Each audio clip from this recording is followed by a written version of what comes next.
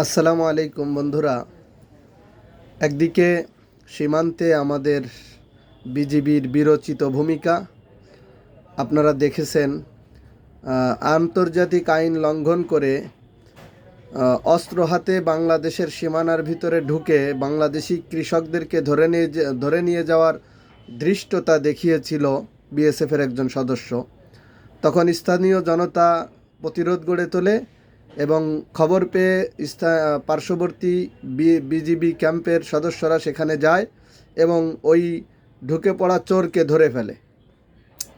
তারপরে বিএসএফ সেখানে পা ধরে মাপ চেয়ে কোনো মতে রক্ষা হয়। আমরা আমাদের সীমান্তরক্ষী বাহিনীকে এরকম বীরোচিত ভূমিকায় দেখতে চাই, যা বিগত 17 বছর ছিল না।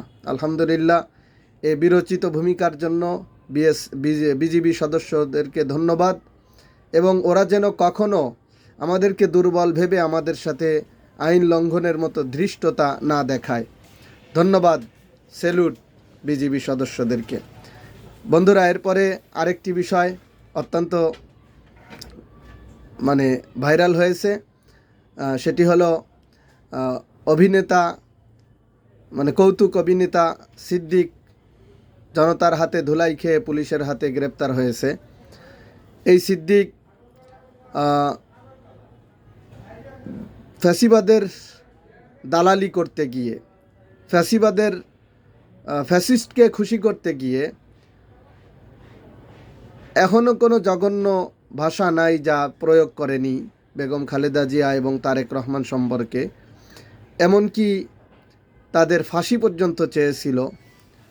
আজকে সেই সিদ্দিক জনতার হাতে ধুলাই খেয়েছে এবং এক পর্যায়ে গ্রেফতার হয়েছে।